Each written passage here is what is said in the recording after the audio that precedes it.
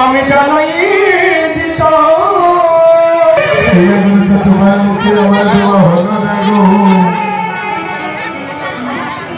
আমি তোমার মুখে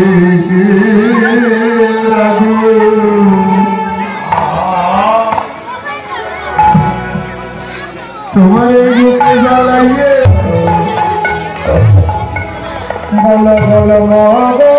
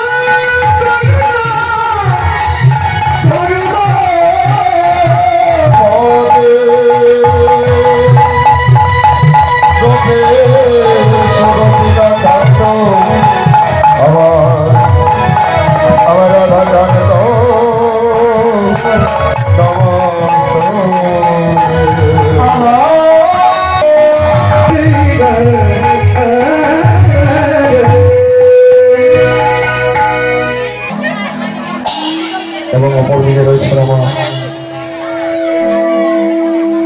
পরম করুণাময় আমার কৃষ্ণ ভক্তিমতী মা ভক্তি সর্বত্র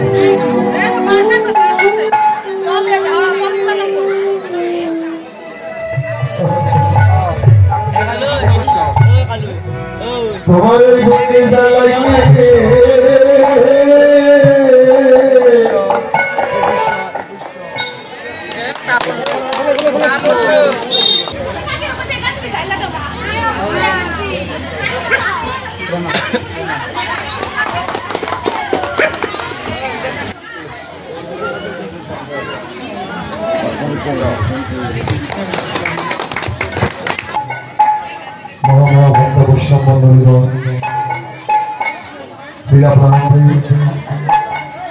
আপনাদের আপন চরণে রইল কীর্তন জগতের সবচেয়ে ঘনিষ্ঠতম কীর্তনিয়া এবং আমার এই ক্ষুদ্র সম্প্রদায় হতে রইল সর্বসহস্রপতি ধন্যবাদ।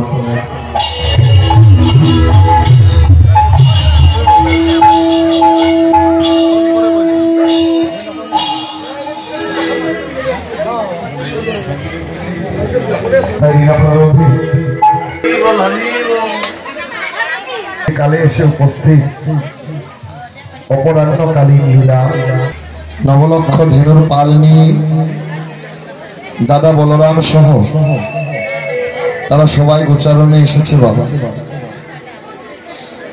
এবার তাদের ঘরে ফিরবার পালা। হরিবাসরে কোনদিন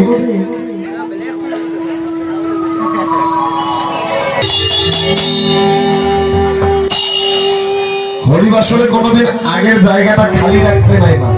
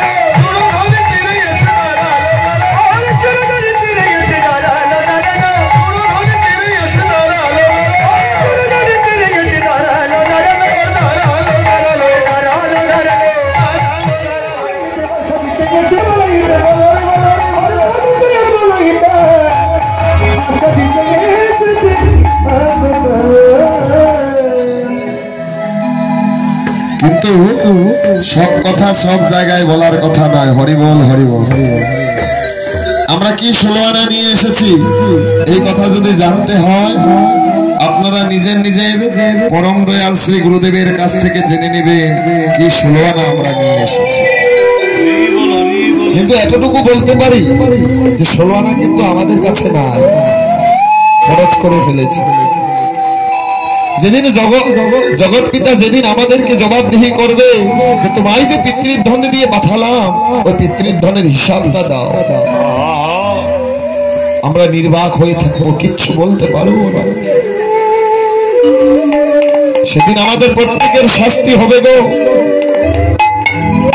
সেই শাস্তির থেকে যদি একটু হলেও মুক্তি পেতে চাও, রেহাই যদি পেতে চাও, তাহলে কি করতে হবে জানো মা? এমন সাধুগুরু বৈষ্ণবের প্রেমের বাজারে এসে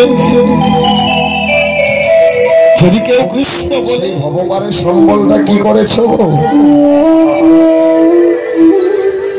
কিছু আছে গো মা ভগবানের সম্বল? কারো করো হলো না। বরং যে পিতৃর ধন নিয়ে এসেছিলাম 16 আনা, আজ কিন্তু ভগবান শ্রীকৃষ্ণ পিতৃর ধন নিয়ে এসেছে নবলক্ষ ধেনুর পাল বাবা। একটু পরে নন্দ মহারাজের কাছে পিতৃর ধন পৌঁছাইয়ে দিবে। আমাদেরও কিন্তু জগৎ পিতা, বিশ্বপিতা, জগৎ পিতা আমাদেরও কিন্তু পিতৃর ধন দিয়ে এই ধরাধামে পাঠিয়েছে। নিমাই চলে গেলে তার মায়ের কাছে, মায়া আছে মায়া নিদ্রায় নিদ্রিত হয়ে, আর মায়া আছে মায়া নিদ্রায় নিদ্রিত নিদ্রিত হয়ে মায়ের চরণ দুটি জড়াইয়ে ধরে মায়ের বলে কেঁদে কেঁদে বলে মা গো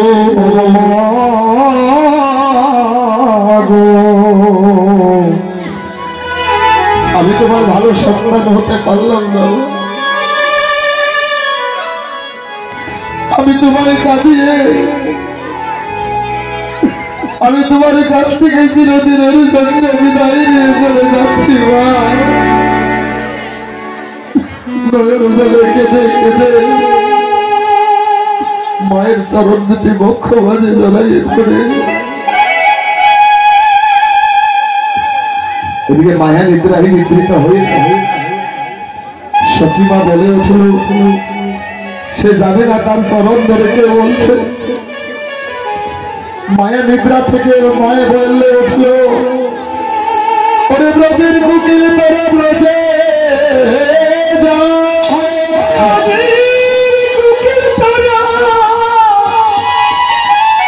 ব্রজের কুকিল তোরা ব্রজে ব্রজে চলে যা, আমার নিমাই জেগে উঠবে, আমার নিমাই জেগে উঠিবে। নিমাই আমার জয়ের জলে বক্ষ ভাসাইয়ে বললে তো মা গো তুমি আমায় মাঝে বিদায় দিয়ে দিলে তোমার মা, আমি তোমারই ছেড়ে চিরদিনের জন্য চলে গেলাম। নিমাই চলে গেলে তার মাকে ছেড়ে চিরদিনের জন্য সন্ন্যাসে। সকালবেলা ঘুম থেকে উঠে সচিবা তার ঘরে সবাইকে দেখতে পায়, কিন্তু তার নয়নের মনে আর নিমাইকে দেখতে পায় না।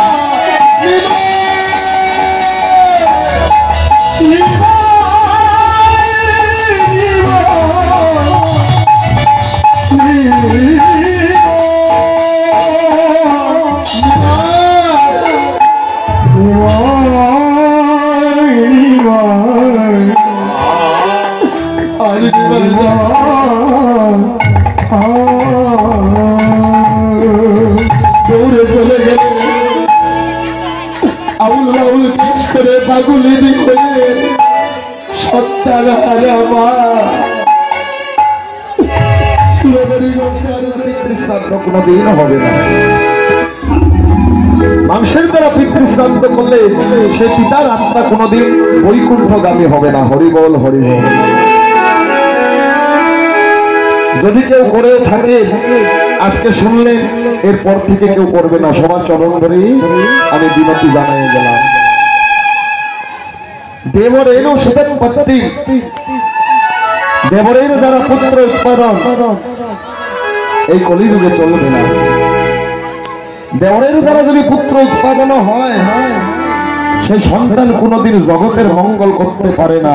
সে সন্তান হয় একজন চোর, না হলে ডাকাত হবে। হরিবল হরিবল। সে সন্তানের দ্বারা কোনোদিন জগতের মঙ্গল হবে না। সেই সন্তান কোনোদিন একজন কৃষ্ণ ভক্ত হতে পারে না। হরিবল হরি। দেবরের দ্বারা পুত্র উৎপাদন এই কলিযুগে চলবে। আরেকটা কি চলবেন না? আরেকটা হলো সন্ন্যাস। এই কলিযুগের সন্ন্যাস চলবে না। কিন্তু তবুও সতীর নন্দন গৌর হরি আমার, সেই কাঙালের ঠাকুর গৌর হরি, প্রতিটি বামন গৌর হরি আমার, আজ এই কলিযুগের সন্ন্যাস নিলে,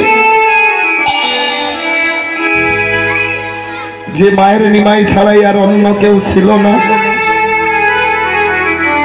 আজ সেই মাকে চিরদিনের মতো কাটিয়ে, সেই মাকে চিরদিনের মতো কাঁদায়ে 16 বছরের স্ত্রী বিষ্ণুপ্রিয়াকে ছেড়ে, আজ বিষ্ণুপ্রিয়াকে ছেড়ে নিমাই চলে গেল সন্ন্যাসে, চলে গেল সন্ন্যাসে। তাই যেদিন সন্ন্যাসে যায়, হরিবল হরিবল, যেদিন সন্ন্যাসে যায়, নিমাই মনে মনে ভাবছে এই জগতে সবাই আমাকে ভাবনা প্রাণ রায়, আমি নিমাই নিমাই বলে ডাকে, সুরধনীর জল বলে ওঠে মাগো তোমার নিমাই আর যায়, আর নিমাই নাই,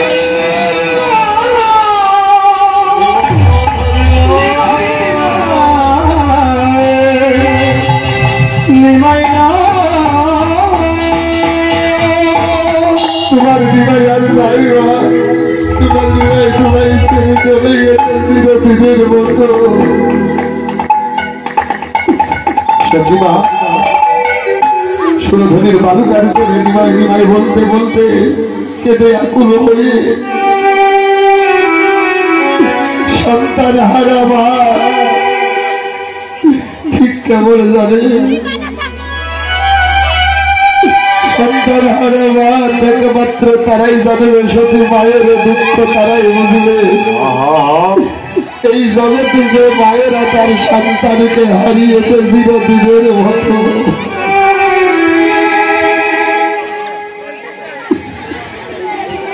অচৈতন্য হয়ে পড়ে রইল বালুকার চরে, অচৈতন্য হয়ে পড়ে রইল বালুকার চরে। সুরধনীর ওপার দিকে দর্শন করলেন নিমাই, নিমাই বললেন মা গো তুমি এমন করে আমায় দেখো না মা, আমি যে তোমার কাছে আর কোনোদিন যাব না মা, আমি যে তোমার কাছে কোনোদিন যাব না। নিমাই মনে মনে ভাবলেন আমার মা তো আমি ছাড়া আর কেউ না, আমি যদি চলে যাই আমার মা আমাকে কিছুতেই যেতে দেবে না। তাই পূর্ণবাসী যুগমায়াকে আশ্রয় করলেন, হে যুগমায়া। নিমাই চলে গেলেন তার মায়ের কাছে, মায়া আছে মায়া নিদ্রায় নিদ্রিত হয়ে, মায়া আছে মায়া নিদ্রায় নিদ্রিত নিদ্রিত হয়ে মায়ের চরণ দুটি জড়াইয়ে ধরে নয়ন জলে কেঁদে কেঁদে বলে মা গো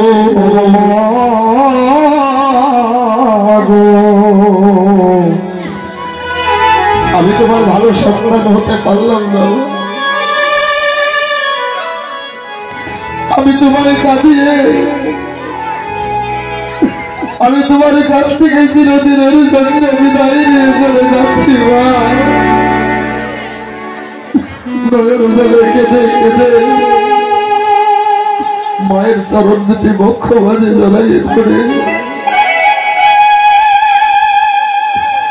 এদিকে মায়া নিদ্রায় নিদ্রিত হয়ে সচিমা বলে উঠল, সে যাবে না, তার চরণ ধরে কে বলছে।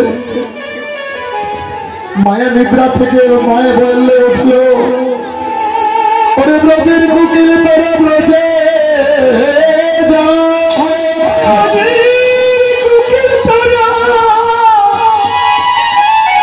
ব্রজে কুকিল তোরা ব্রজে ব্রজে চলে যা, বলবে আমার নিমাই জেগে উঠবে, আমার নিমাই জেগে উঠিবে। নিমাই আমার দয়ার জলে বক্ষ ভাসাইয়ে বললে, মা গো তুমি আমায় মাঝে বিদায় দিয়ে দিলে তোমার মা, আমি তোমারই ছেড়ে চিরদিনের জন্য চলে গেলাম। নিমাই চলে গেলে তার মাকে ছেড়ে চিরদিনের জন্য সন্ন্যাসে। সকালবেলা ঘুম থেকে উঠে সচিবা তার ঘরে সবাইকে দেখতে পায়, কিন্তু তার নয়নের মনে আর নিমাইকে দেখতে পায় না।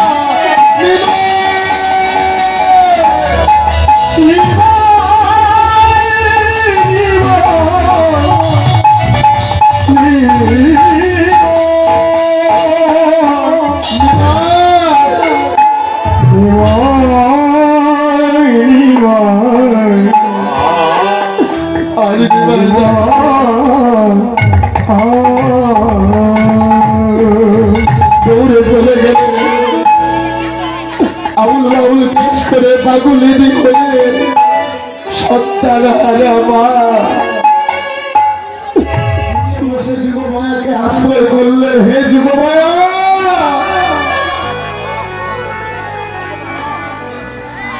তোমরাই আমার মাকে মায়া নিদ্রায় নিদ্রিত করে দাও।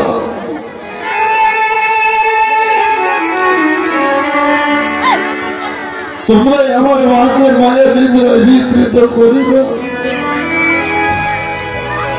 পূর্ণবর্ষী যুবমায়া সাধু সাবধান, শাস্ত্রে বললেন সাধু সাবধান। বাবা অপরাধ দিবেন না, কপালে তিল কণ্ঠে মালা তুলসী মালা আমি পড়েছি বলে আমি কীর্তনীয় হয়েছি বাবা। কপালে তিল কণ্ঠে তুলসী মালা পড়েছি আমি